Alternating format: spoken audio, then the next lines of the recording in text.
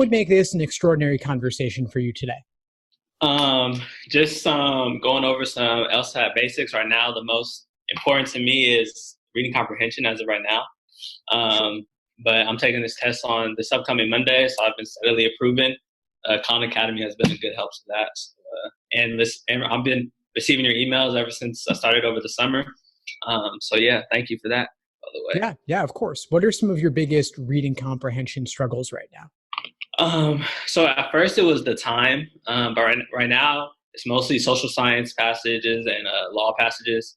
By the fourth passages, my brain just kind of seems kind of drained. And then, so the time limit, I used to not be able to get even to the last like reading comp section, but now it's like the last couple questions that I'm rushing through. Okay, well, it's great that you've had some improvement already. What is your current reading comprehension approach like? So I just start off by reading. I just read the whole thing through, and you can't really annotate on the new online version.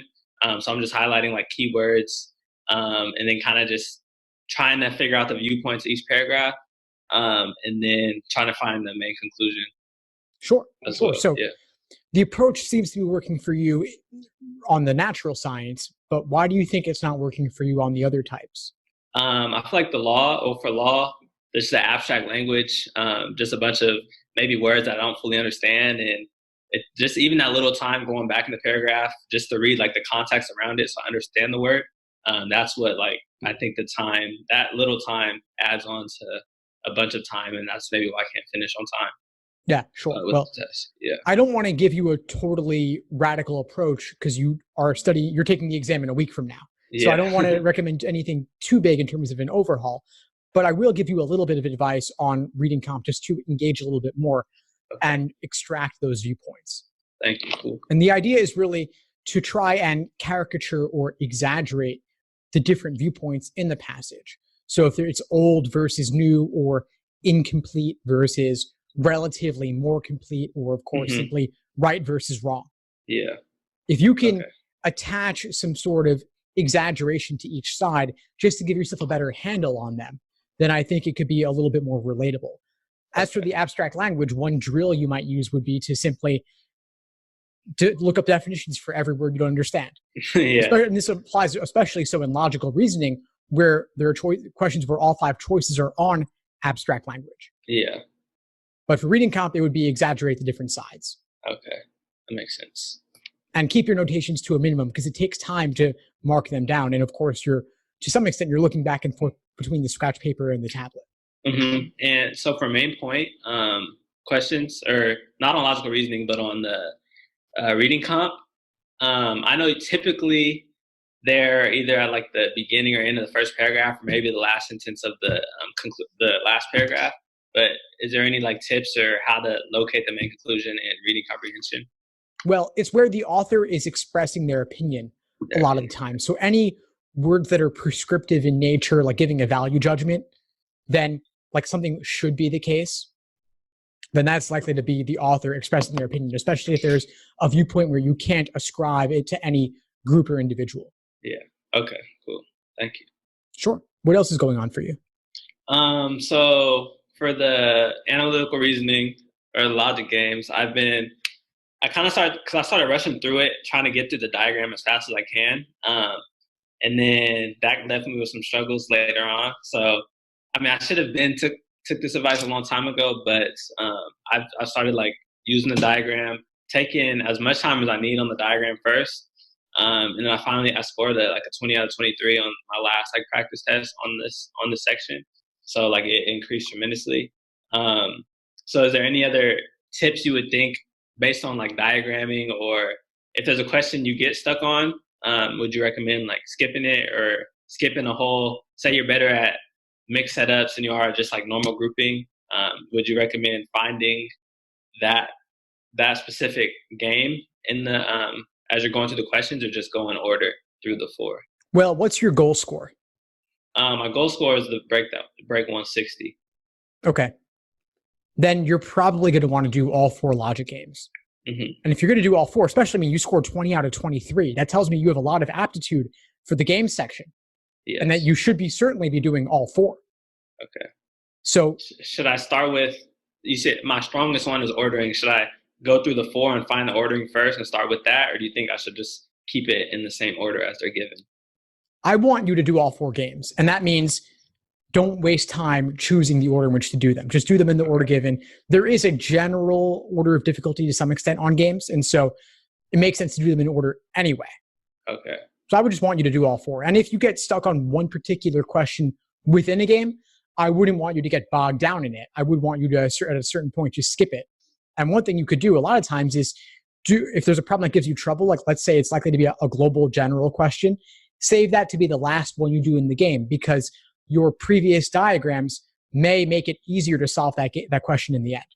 Okay, makes sense. So make use of all those hypotheticals that you're drawing. Okay. So now on to logical reasoning. I've heard different strategy approaches to it. Obviously, like difficulty increases as you get onto the later questions. So at the beginning, or say you get to like question 10, you're having struggles with it, kind of what I asked about analytical reasoning. Would you recommend just start or flagging it and then moving on to the next question and coming back to that question at the end? Yeah, totally fine. Totally fine. There is that general order of difficulty, but around question 9 or 10, you'll start to hit some tough ones. And so, yeah, flag them, come back to them at the end. Everything's worth the same. So there's no reason to get bogged down in one question. Mm-hmm. And so for numbers, say like 1 through 10, would you recommend that's kind of more of like the intuitive question? So you think using your intuition is your best approach to those? Yeah, trust your gut on those. I do still want you to go through all 5 choices, but trust your gut on those. They are as straightforward as they seem. And if you need to flag some later in the section, totally fine. Because for some reason, like it used to be the later questions I was missing. Now it's the beginning questions I'm missing. So I'm like, I don't know if I'm thinking too much, like thinking too hard about it or what. But like in the last practice test, I think I missed like 3 of the first 12. And then out of like the last like 8 or something, I got all of them. So it was just kind of interesting to me. Yeah, you're probably overthinking them. I mean, they are as straightforward as they seem. There's not a whole lot of tricks in those first 10. Okay. Cool. So off of LSAT, so obviously I'm in the application process stuff right now.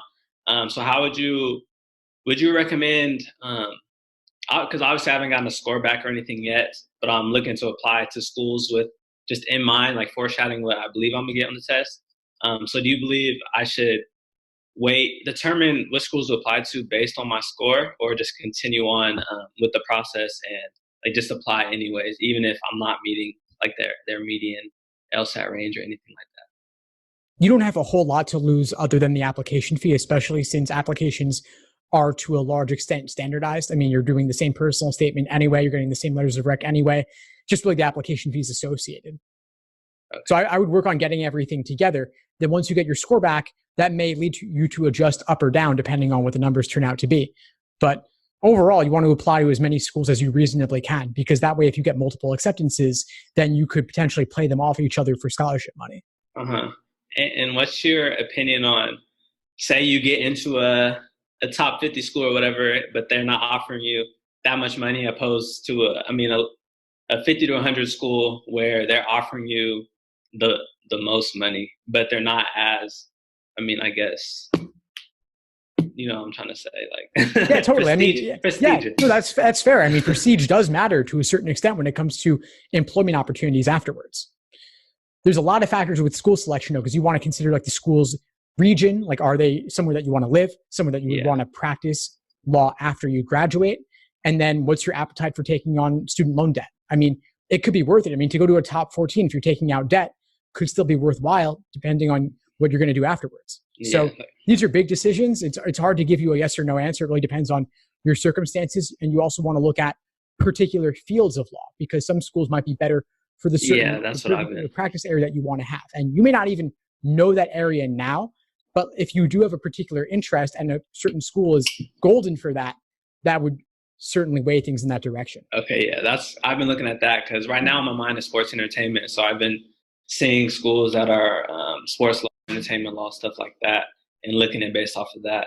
So that helps. I would also look at the school's employment reports. Like they've published outcomes for their graduates on how many got jobs afterwards. And so a school at the lower end that offered you a full ride, if no other graduates are getting jobs, that still might not be a good place to go. Yeah. Bar pass rates too. Yeah, that's another very important thing as well. And so overall, a higher ranked school is better. And you could take out loans to get it paid off afterwards, depending. Okay. It's up to you, though. It's a big decision. There's no easy answers on that. Yeah. Did you attend law school yourself, or you just kind of adapted the coaching role? It's funny. I was going to go to law school, but this LSAT thing really took off for me. So I've been doing it ever since. What's your, this is kind of a little off topic. What's your opinion, like LSAT based, kind of standardized testing based? I've just done a lot of research and stuff on the LSAT, specifically standardized testing, stuff like that. So do you believe it truly is a helpful reason in determining if you should be the one admitted to that school or not? Or do you feel like schools should take a kind of different approach or different priority rankings from like LSAT, GPA, or to more like your leadership qualities, then maybe GPA or like LSAT, etc.? It's a really tough question because it's kind of like what Winston Churchill said, like democracy is the worst form of government except for all the others. Like you don't want to confuse the LSAT as being like a perfect predictor of everything. Yeah. It does have a strong correlation with first year law school grades, but that's about it. Then you mentioned leadership. I mean, yeah, that's great, but how do you measure leadership? You would put it in a standardized test, then people would try to game that too. Yeah. The problem with GPAs is that there's grade inflation and different colleges weigh things differently. And like engineering majors, it's much harder to get a top GPA in engineering than it is in sociology, right? Yeah.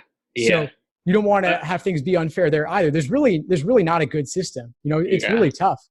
But yeah, because I can see the unfair in the LSAT. Say you're not able to pay for the resources that someone else is able to pay for, like coaching and stuff. So, but like you said, I can see where there's not there's obviously not going to be a perfect system, but there's improvements in everything. So yeah, they could definitely improve things, and I think obviously the more holistic, the better. If the schools can hire enough admissions staff to thoroughly evaluate the resumes and the personal statements, that would be great.